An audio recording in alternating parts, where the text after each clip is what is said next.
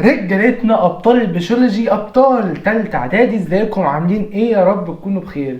خلصنا مع بعض شرح وفرم المراجعة النهائية، شرح تفصيلي من الكتاب وشرح الاسئلة كمان والحدوتة. خلصنا كل ده في اسبوعين بالظبط. جه الدور دلوقتي على باقي النص التاني من المراجعة، وهو الحل والفرم، تدريبات ومحافظات وامتحانات شاملة على كل اللي فات واسئلة وزارة، وكل ده هنفرمه مع بعض، ما تقلقش خالص. النهارده في اول فيديو من فيديوهات الحل دي هنحل النماذج اللي موجوده في كتاب الامتحان، وقبل النماذج في كده شويه اسئله برضو هنحلها، مش هنسيب ولا سؤال. يلا بينا بسرعه كده، مش محتاج كلام كتير، يلا بينا نحل مع بعض. ايه التدريب؟ كتاب المدرسه اللي هو تدريب واحد اللي موجود عندك. يلا بينا كتابك كده واشتغل معايا. عايزك تشتغل، خلاص فاضلش غير 10-15 يوم ولا هتبدا امتحانات. شد حيلك معايا، الدنيا خلاص بتقرب. يلا بينا يلا بينا. اول سؤال بيقول لي ايه؟ بيقول لي عند تسخين هيدروكسيد النحاس. احنا عارفين هيدروكسيد النحاس ده كان ايه؟ كان CuOH/2، صح كده؟ ده ايه هيدروكسيد النحاس؟ هيدروكسيد النحاس الهيدروكسيد والكبريتات والكربونات لما كنا بنعمل لهم انحلال حراري بالحراره كان بيطلعوا ايه؟ كان بيطلعوا اكسيد الفلز واللي معاه. فانا عندي يا اما كربونات لا نحاس لا، فهي اكسيد فلز وهيدروجين يا اكسيد فلز وبخار ميه. الهيدروكسيد لما هينحل هيطلع لي بخار ميه، برافو عليك. يبقى هيدروكسيد اكسيد نحاس وبخار ميه، ماشي.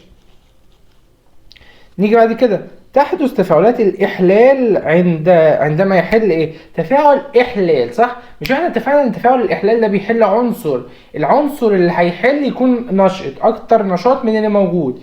فإيه بقى أقول له إيه؟ عنصر أقل فعالية محل آخر أكثر فعالية؟ لأ. يعني واحد قليل هيحل محل واحد كبير؟ لأ. يبقى أول واحد ده غلط. مركب أقل فعالية محل برضه هي لأ، بس ده عنصر ده مركب لأ. عنصر اكثر فعاليه يا مستر محل عنصر اخر اقل فعاليه. ايوه صح، هي دي. هو كان عنصر مش مركب في الاحلال، ما كانش بيحل مركب، كان بيحل عنصر محل عنصر اخر، عنصر محل عنصر اخر. تمام. بص خلي بالك ان انت اهو، يعني السؤال ده خبيث. الاتنين الاخرانيين دول ممكن تمشيهم صح انت لو مش مذاكر كويس. هتقول ايه ده مركب وده عنصر وتختار اي واحد وهتلبس في الاخر، لكن انت لو مركز معايا هتعرف تحل السؤال صح. يلا بينا. لقياس شدة التيار الكهربي. شدة التيار، ماشي. كنت بستخدم ايه عشان اقيس شدة التيار؟ باروميتر ولا البيروميتر ولا الفولتميتر ولا الاميتر؟ جهاز الاميتر اللي بيقيس شدة التيار، برافو عليك. تتغير قيمة المقاومة في الدائرة الكهربية عندما تتغير ايه؟ قيمة المقاومة بتتغير بتغير ايه؟ فرق الجهد ولا ابعاد الموصل ولا شدة التيار ولا مكونات الدائرة؟ كان بيتغير بحاجتين، بدرجة الحرارة وطول السلك. درجة الحرارة وطول السلك اللي هو ابعاد الموصل يعني. طيب علل. بيقول لي غطى مندل ازهار نبات البازلاء عند دراستها لصفة لون البذرة. هو غطاها ليه؟ لضمان عدم حدوث تفاعل او ايه؟ لضمان عدم حدوث تزاوج خلطي مرة اخرى. غطاها عشان يضمن ان هي ما يحصلهاش تزاوج مرة اخرى. طيب قارن بين كل مما ياتي، الاكسده والعامل المؤكسد. هو ما قاليش وما حددليش في المفهوم التقليدي ولا الحديث، فانا هقول له اي واحد. يبقى في المفهوم الحديث مثلا الاكسده كانت فقد الكترون او اكثر، لكن العامل المؤكسد ده كان اكتساب. العامل المؤكسد ده كان اكتساب الكترون او اكثر. طيب الخصيتين والمبيضان من حيث الوظيفه. الخصيتين كانت بتنتج هرمون التستوستيرون، انما المبيضين كانوا بينتجوا هرمون الاستروجين والبروجسترون. الاستروجين ده كان بيعمل على ظهور الصفات الانثويه هو والتستوستيرون في الذكر، والبروجسترون كان بيعمل على نمو بطانه الرحم. طيب الصفه السائده والصفه المتنحيه من حيث الجينات الوراثيه التي تؤدي الى ظهورها. صفه سائده لازم يكون يعني جين سائد وجين سائد، او جين سائد وجين متنحي عادي. لكن صفه متنحيه لازم لازم لازم لازم لازم احط تحتها لازم دي 100 خط، ان هم يكونوا الصفتين او الجينين متنحيين عشان تظهر الصفه المتنحيه. طيب اكمل العبارات. عند مرور غاز الهيدروجين على اكسيد النحاس الساخن يتحول اكسيد النحاس الى مادة ايه؟ الى مادة نحاس. النحاس هو اللي هيتبقى. عند اضافة محلول نترات فضة الى محلول كلوريد صوديوم من مادة كلوريد الفضة. كلوريد الفضة. تمام. يقول لي اكتب نوع التفاعل المناسب لكل معادلة. ال H2 زائد CuO سهم عليه حرارة اداني Cu و H2. المعادلة دي يعني مستر انا شفتها فين؟ شفتها في الأكسدة والاختزال، شفتها في تفاعلات الأكسدة والاختزال. تمام، يبقى أول واحد ده تفاعل أكسدة واختزال. KOH زائد HCl اداني KCl زائد H2O. ده إحلال عنصر محل هيدروجين هيدروجين الحمض، يبقى ده تفاعل احلال. احلال بسيط ولا مزدوج؟ ده البسيط. طيب 2Na زائد 2HCl اداني ايه؟ 2NaCl زائد H2 برضه ده تفاعل احلال. طيب بيقول لي عرف كل مما ياتي: شدة التيار، الاميتر، الجهد الكهربي، الفولت، المقاومة الكهربية، الاوم، الصفات المكتسبة، والهرمون. التعريفات دي كلها هتلاقيها موجودة عندك، حلها الاول بعد كده بص عليها انت حلتها صح ولا غلط. بيقول لي اذكر 3 طرق للوقايه من التلوث الاشعاعي. ايه هما ال3 طرق ان اوقي نفسي من التلوث الاشعاعي والطاقه الاشعاعيه والطاقه النوويه دي؟ اول حاجه ارتداء ملابس وقائيه، التعامل بحذر مع المواد المشعه والحاجات دي، دفنها بعيدا عن مجرى المياه والشرب والزلزال، اماكن حدوث الزلزال، الدفن على طبقات عمق مناسبة لحسب قوة شدة الإشعاع دي. نص قانون انعزال العوامل. قانون انعزال العوامل ده قانون الأول ولا القانون التاني؟ القانون الأول، برافو عليك. كان بيقول إيه؟ بيقول لك إذا تزاوج فردين مختلفان في الصفات الوراثية تورث إلى أبناء الجيل الأول بنسبة 100% الصفة السائدة، إنما في الجيل التاني بنسبة 75 إلى 25 سائد إلى متناحي بنسبة 3 إلى 1. برافو عليك. اسم المرض الناجم من نقص هرمون الانسولين. لما نقص هرمون الانسولين ايه المرض اللي هيحصل لي؟ قلنا ان هو بول سكري. هرمون الانسولين مش قادر يعمل على خفض السكر، فبيخرج السكر ده عن طريق البول بتاعه. طيب مسائل متنوعة. هات آلتك يلا ويلا بينا. اهي آلتي جنبي هنا اهي، الآلة اهي. ايوه ثانية واحدة، اهي الآلة بتاعتي. يلا بينا نحل مع بعض. يقول لي إذا كان فرق الجهد يعني ج بتساوي 6 فولت، أكتب كده ج بتساوي 6 فولت، وشدة التيار تساوي نص أمبير. تمام، يبقى 6 فولت ونص أمبير. فكم تكون شدة التيار إذا وصل بطرفي موصل كهربي جهده 12 فولت؟ احنا عارفين ان ما بين شدة التيار وفرق الجهد العلاقة ايه؟ طردية ولا عكسية؟ يا مستر انا مش عارف ومش فاكر. طب تعالى كده نكتب القانون ونعرف نكتب مثلث م بتساوي ج على ت، صح كده؟ فلو ت بتساوي ج على م يبقى ت بتساوي ج على م، يبقى العلاقة طردية. طالما العلاقة طردية اقول له ج واحد على ج اتنين بتساوي ت واحد على ت اتنين. ليه؟ لان طردية، ده هتزيد ده يزيد ده يقل ده يقل. واشيل ج واحد اكتب عندها كام؟ اكتب عندها 6 فولت. اشيل ج اتنين واحط عندها كام؟ 12 فولت، اللي هو ايه؟ قال لي لا هتصبح ليها يعني هتوصل ليها. اشيل ت واحد اكتب نص، انا عايز ت اتنين هضرب طرفين في وسطين، يبقى اقول له نص في 12 على 6 تطلع لي 1 امبير. طب يا مستر انا مش عايز اعمل ده كله. هقول لك انا، مش احنا عرفنا ان العلاقة طردية، صح كده؟ فطالما ده هيزيد ده هيزيد، صح كده برضو؟ طيب هو زاد الفرق الجهد ده زاد قد ايه؟ زاد للضعف، كان 6 بقى 12، زاد للضعف. فطالما زاد للضعف برضو شدة التيار هتعمل ايه؟ هتزيد للضعف. هي كانت نص هتبقى 1، وهو ده الإجابة اللي احنا طلعناها. طيب تاني سؤال بيقول لي احسب كمية الكهرباء المرة في موصل مقاومته 1000 اوم لمدة 30 دقيقة إذا كان فرق الجهد بين طرفيه يساوي 220 فولت. أنا عندي قانون كمية الكهربية بيقول إيه؟ يا إما قانون بتاع شدة التيار في الزمن، يا إما الشغل مبذول على فرق الجهد. طيب أنا ولا معايا ده ولا معايا ده، هقول لك بقى نحلها إزاي. أنا عايز أجيب يعني إيه؟ أنا معايا زمن، صح؟ أنا معايا زمن، دي كده أول نقطة. أنا معايا، يبقى أشتغل بالقانون الأول. طيب معايا زمن، اجيب شدة التيار ازاي؟ مش هو الزمن في شدة التيار؟ طب اجيب شدة التيار ازاي؟ انا معايا مقاومة في فولت، صح كده؟ مقاومة والجهد الكهربي، يبقى اقول له ت بتساوي ج على م، يبقى ج ب 220 على م اللي هي ب 1000 اوم، تطلع لي 22 من 100. 22 من 100 في 30 دقيقة. 30 دقيقة دي لما اجي اضربها في 60 تطلع لي 1800. يبقى اقول 1800 في 22 من 100 تطلع لي ب 396 كولوم. 396 كولوم. عرفنا حليناها ازاي؟ شفت واحدة واحدة. طب انا مش معايا كذا، افكر انا معايا ايه واقدر اشتغل بيه ازاي. عايزك اول ما تخش الامتحان رص الثلاث مثلثات بتوعك. لو رصيت الثلاث مثلثات قدامك صدقني هتعرف تحل بيهم ادخل مسألة واكتر مسألة هتلاقي الناس كلها مش عارفة تحلها. ليه؟ انت مرتب افكارك قدامك، هو شايل حاجة فانت ممكن تربط قانون بالتاني بالتالت عشان تجيب الحاجة دي عادي جدا. فطول ما هم قدامك بتخبي اللي هو عايزه وتشوف انا معايا ايه. طب ده ينفع، طب هخبي هنا واشوف ده ينفع ده ينفع. لازم هتلاقي في حاجة مشتركة، لازم هتلاقي حاجة توصلك للموضوع لو مشيت واحدة واحدة مع المسألة. طيب نخش على تالت سؤال.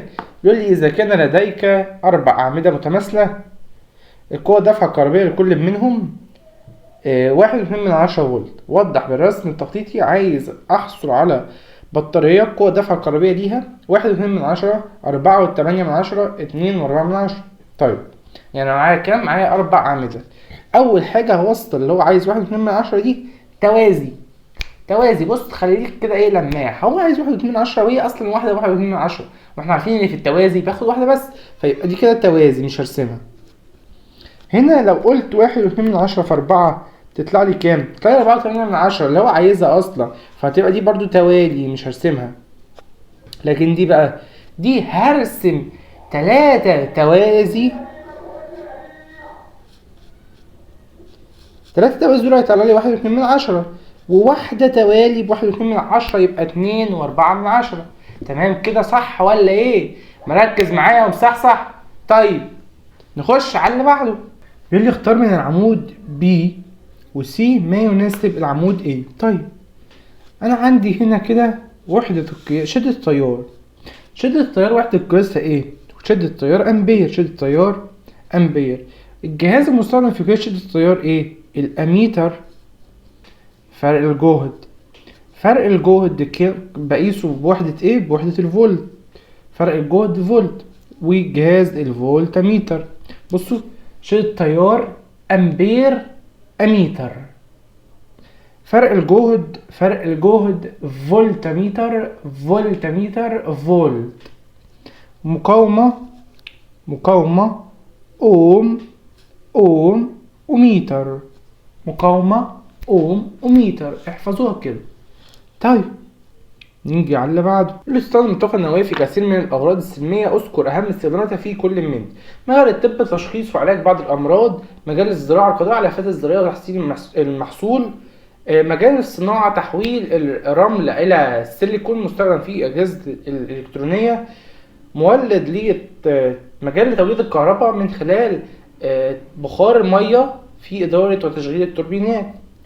ارسم شكل تخطيطي يمثل دورات التيار المتردد. التيار المتردد احنا قلنا ان هو متغير الشدة ومتغير الاتجاه، يبقى كده متغير الاتنين. متغير الاتنين. تمام. عبر بمعادلة رمزية موزونة عن كل تفاعل كيميائي مما يلي. احلال فلز محل هيدروجين، احلال فلز محل فلز اخر، احلال المزدوج، وتفاعل التعادل. التفاعلات دي والمعادلات دي احنا فرمناها كتير جدا جدا جدا وهي عندك في الكتاب. حلها الاول وبعد كده صحح لنفسك، بس حلها هتجيلك في الامتحان واحنا حليناها كتير جدا جدا جدا. يلا نشوف اللي بعده. يقول لي اكمل بالمعادلات الكيميائية بما يناسب بحيث تصبح موزونة. انا عندي مديني هنا بعد الانحلال الحراري عشان في حرارة مديني ايه؟ مديني 2Hg زائد O2. ده كده زئبق واكسجين، يبقى ده ايه؟ ده اكسيد الزئبق HgO. طيب اوزن المعادلة ازاي؟ احط هنا كده 2 كده المعادلة اتوزنت. هنا NaOH زائد نقط يداني NaCl زائد H2O، يبقى اكيد كان هنا HCl عشان يطلع الCl ده، وهنا ال H ده ياخد ده ويطلع ميه.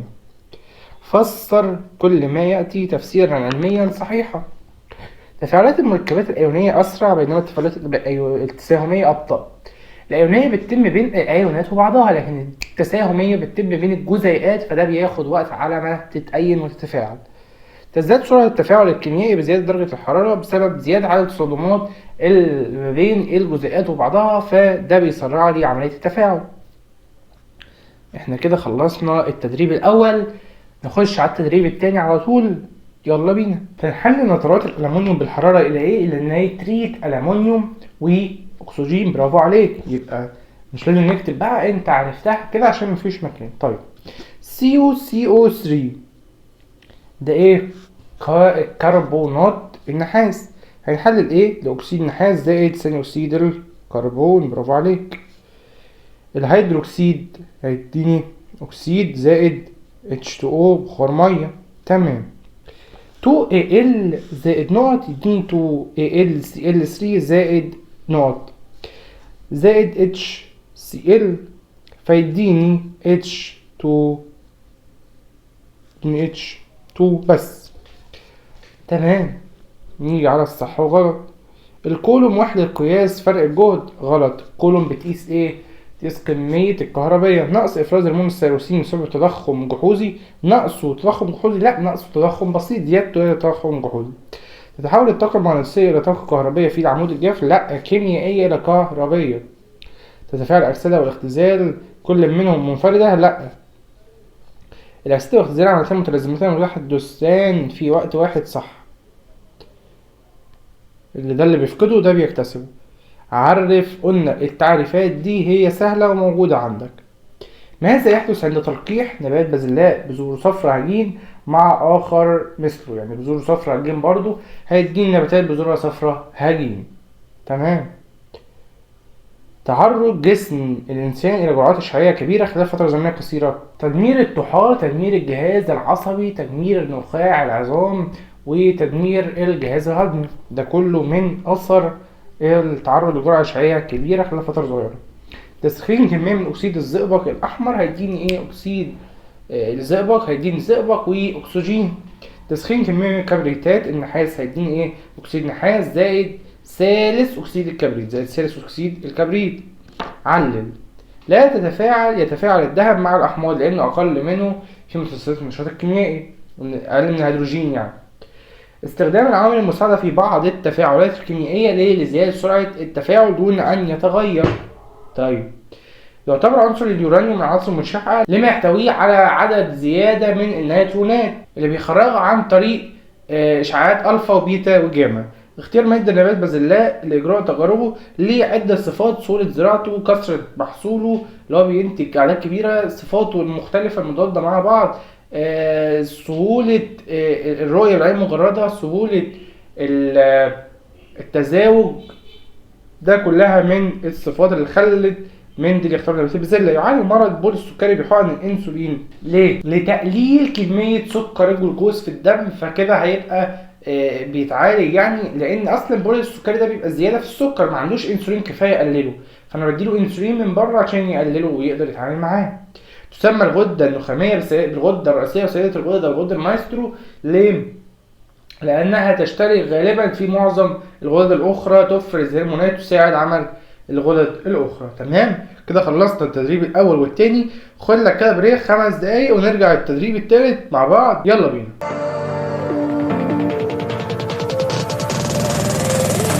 نخش على الاختبار التالت بقى. يلا بينا.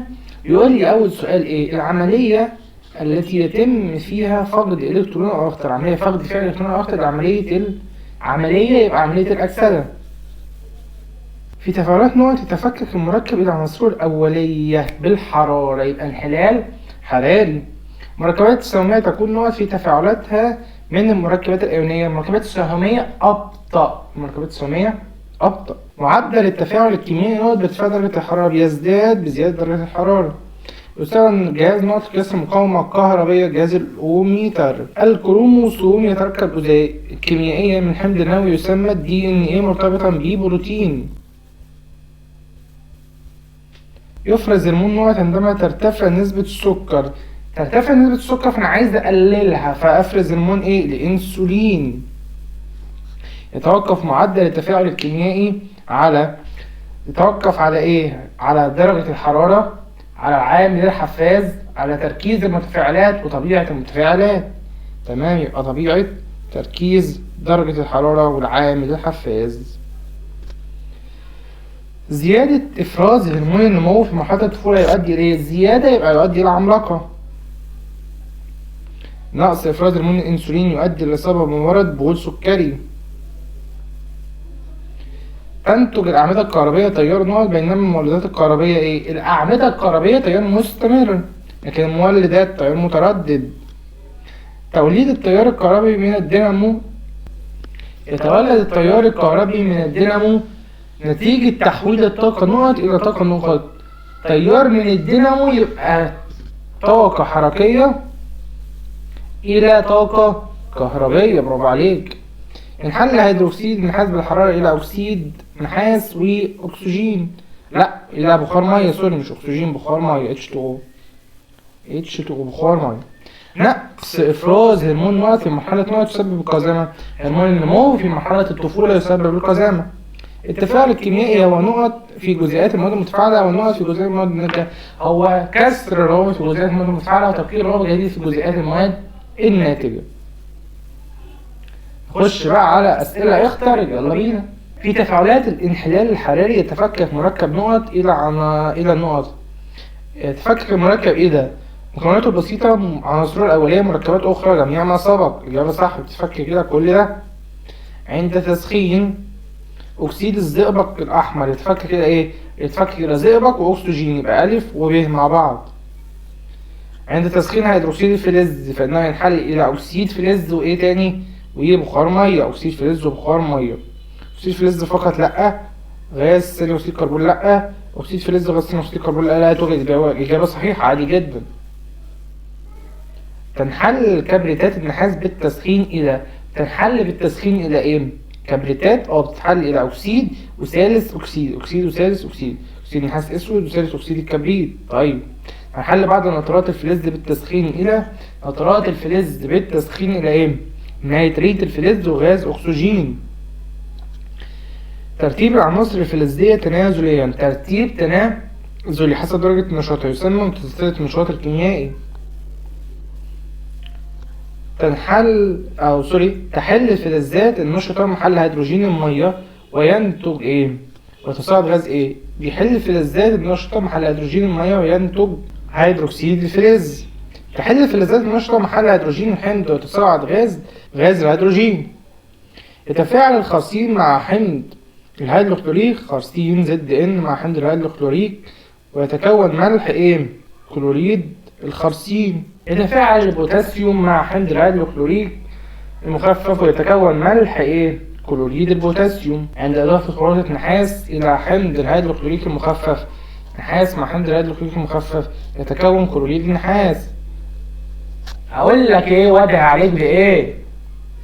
احنا اتفقنا ان احنا بنشوف الاول العنصر ده بيقدر يحل محله ولا ما بيقدرش. مش عشان عمال احل فانت ايه بتحل وخلاص، لا، النحاس مش هيقدر يحل فلا يحدث تفاعل. بعض الفلزات يمكن ان تحل محل فلزات اخرى في محلول احد املاحها. الفلزات اللي بيمكن ان تحل فلزات تسبقها في مسلسلات النشاط لازم تكون قبلها مش بعدها. عند إحلال المغنيسيوم محل النحاس في محاليل أحد الأملاح تكون راسب أحمر. تنقسم تفاعلات الإحلال المزدوج إلى تفاعلات حمض مع قلوي ملح مع حمض محلول ملح مع محلول ملح آخر جميع ما سبق. عند تفاعل حمض وقلوي يكون ملح ومية، حمض وقلوي ملح ومية، حمض وقلوي ملح ومية، معادلة عارفينها جدا من زمان قوي. حمض وقلوي ملح ومية اسمه تفاعل التعادل، حمض وقلوي ملح ومية واسمه تفاعل التعادل بس خلاص. عند تفاعل هيدروكسيد البوتاسيوم مع حمض الهيدروكلوريك يتكون كلوريد البوتاسيوم مع مية، صح كده؟ يتفاعل حمض الهيدروكلوريك مع مسحوق كربونات الصوديوم مكونا هيدروكلوريك HCl مع كربونات الصوديوم، يديني ايه؟ هيدينا كلوريد صوديوم مع ميه وغاز ثاني اكسيد الكربون. المعادله اللي كانت بتطلع لي 3 نواتج مع بعض. طيب يتعقم محلول ماء الجير الرائق عند مرار غاز ثاني اكسيد الكربون، ده اللي بتعكر ماء الجير الرائق. عندي 2Na NO3 الانحلال الحراري يديني ايه؟ يديني 2Na O3 لا، يديني نتريت واكسجين، نتريت واكسجين. تمام. خش على اللي بعده. حل كده معايا ولا انت بتعمل ايه؟ انت بتحل ولا سيبني انا بحل لوحدي؟ اشتغل معايا علشان ايدك تتعود على الحل. طول ما انا بحل لوحدي وانت ما بتجربش انت مش هتكتسب اي خبره، هتسمع المعلومه من هنا وتخرجها من الناحيه التانيه. كتابك يكون قدامك معايا كده وتبدا تحل معايا الاول وتسمعني انا بقول ايه. اتفقنا ان ايه اللي يطلع لي اكسيد وثاني اكسيد؟ ايه؟ الكربونات. يطلع لي اكسيد وثاني اكسيد الكربون. Na زائد 2H2O يديني 2NaOH زائد نقط زائد حرارة زائد ايه؟ انا خدت 2Na خدت OH هيديني بقى لي ايه؟ H صح كده؟ طيب هنا مديني في النواتج زد ان يبقى اكيد داخل زد ان. خليك كده نبيه وبتجمع المعلومة. عند تفاعل محلول كلوريد الصوديوم مع محلول نترات الفضة يديني راسب لونه ايه؟ كلوريد صوديوم مع نترات فضة يديني كلوريد الفضة. كلوريد الفضة ده لونه ايه؟ كلوريد الفضة ده راسب لونه ابيض، راسب لونه ابيض. يقول لي بعد كده عندي عند امرار غاز الهيدروجين على اكسيد نحاس ساخن، هيدروجين على اكسيد نحاس ساخن هيديني ايه؟ هيديني راسب احمر من عنصر النحاس، اكسيد من عنصر النحاس. عند تفاعل الهيدروجين مع اكسيد النحاس يحدث نقط لاكسيد النحاس. اكسيد النحاس هيفقد او صح كده، هيفقد او، يحصل له عمليه اختزال. العامل المؤكسد هو ماده تعطي اكسجين او تنزع هيدروجين، تعطي اكسجين او تنزع هيدروجين. العامل المختزل بقى بتنزع اكسجين او تعطي او تمنح هيدروجين، يبقى ب وجيم، ايه وجيم. نيجي بعد كده يقول لي ايه؟ الاختزال هو عمليه كيميائيه ينتج عنها نقص ايه؟ نقص الاكسجين او زياده الهيدروجين. الاكسده هي عمليه كيميائيه ينتج فيها زياده الاكسجين او نقص الهيدروجين. طيب عندما تفقد ذره الصوديوم الكترون مستوى طاقتها الاخير فانها تصبح فقدت، فتصبح ايه؟ تصبح عامل مختزل. تفاعل برودة الحديد مع حمض الهيدروكلوريك اسرع من تفاعل قطعة حديد مساوية له في الكتلة مع نفس كمية الحمض. ليه؟ لزيادة مساحة السطح المعرض للتفاعل. عندما ترتفع درجة الحرارة يزيد معدل التفاعل. ليه؟ لزيادة عدد التصادمات بين الجزيئات. العامل الحفاز مادة تشيل من سرعة التفاعل لأنها يقلل من طاقة لازمة التفاعل، يرتبط بالمتفاعلات ثم ينفصل عنها لتكوين النواتج، لا يحدث لها أي تغيير كيميائي، جميع ما سبق. فعلا جميع ما سبق.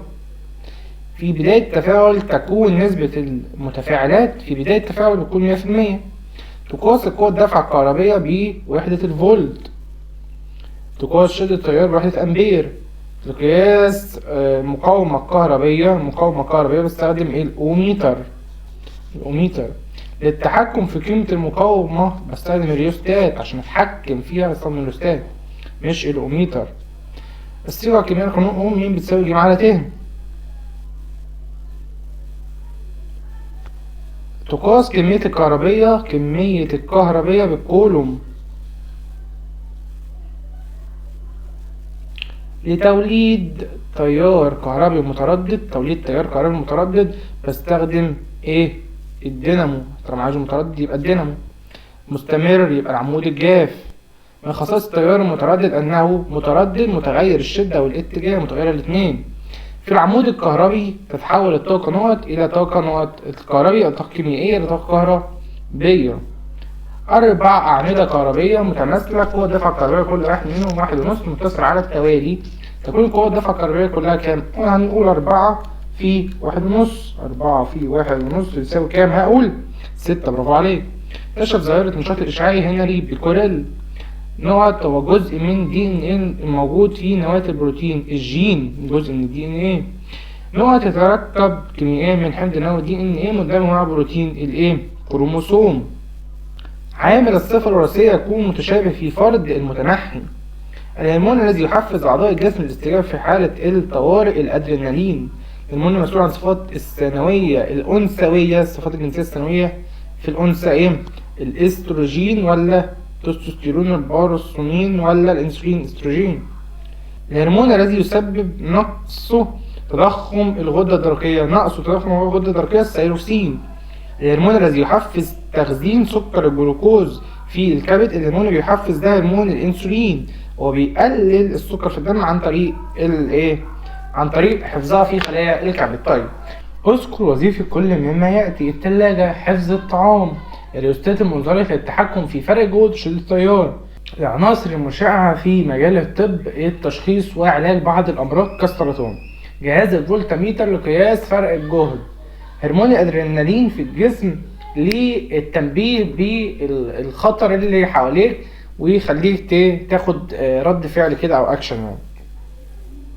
اكتب المصطلح زيها زي المفهوم وهتلاقي قلناها كتير جدا وهي عندك أصلا موجودة. والمعادلات نفس الكلام. قعد كتابة العبارات التالية، كل ده هسيبهولك تحله انت واحنا نخش على النماذج. اول نموذج عندي بيقول لي ايه؟ تفرز الغدة النقط هرمون ينظم النمو العام للجسم، الغدة النخامية.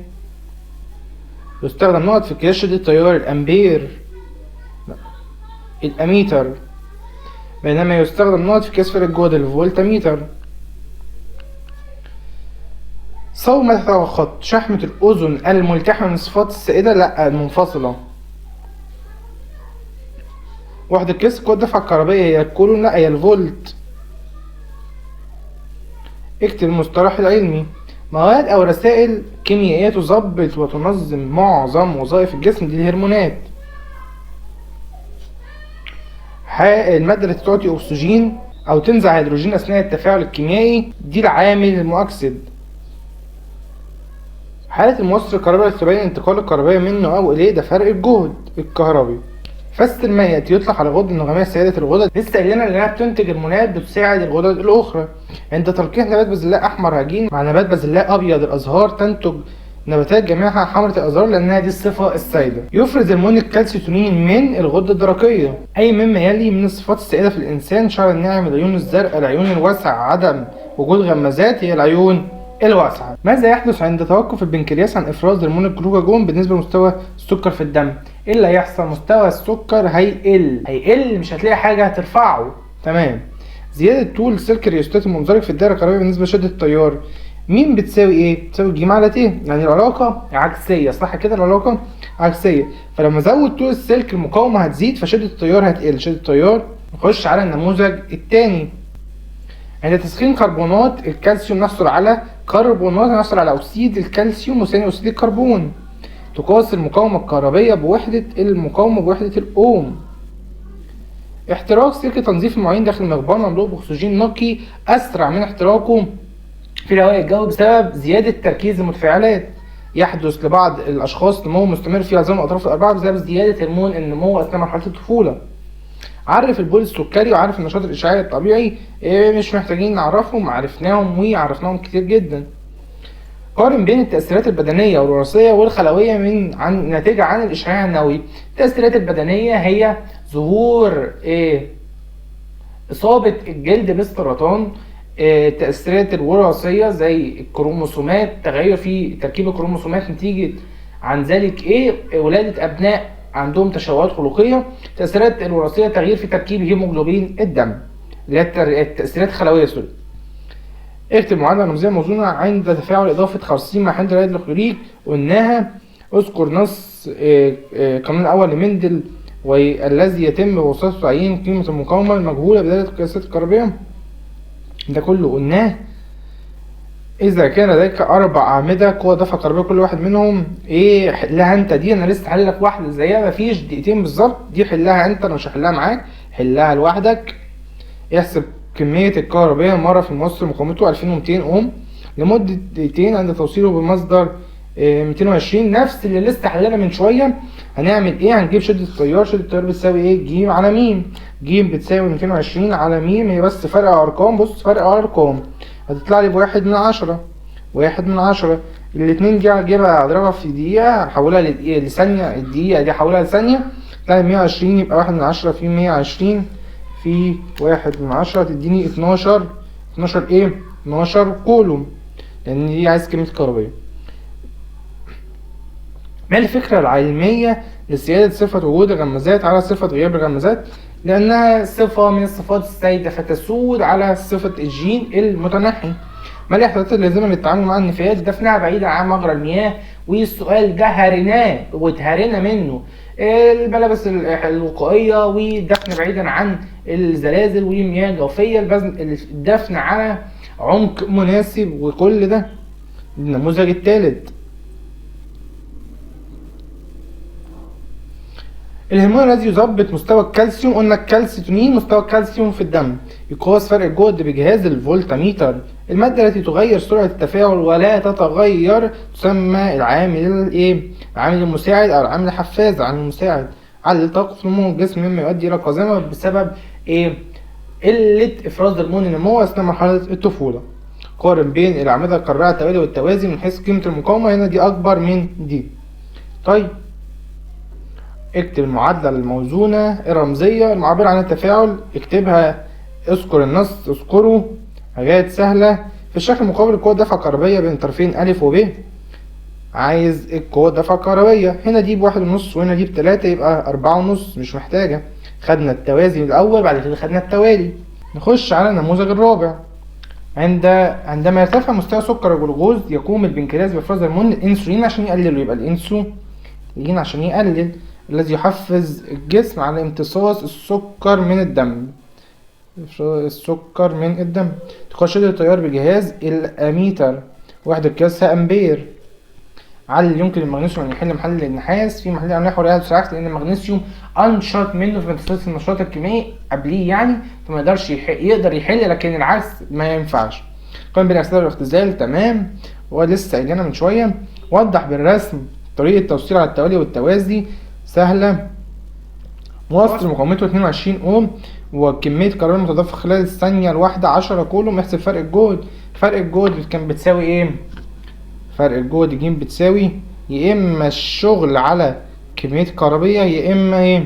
يا اما شدة التيار في المقاومة. شدة التيار في المقاومة، انا معايا المقاومة ب 22 في شدة التيار مش معايا، بس اقدر اجيبها. شدة التيار بتساوي كاف كمية كهربية على الزمن بالثانية اللي هي 1 اللي هي 10، يبقى 22 في 10 ب 220 فولت. 220 فولت. تمام.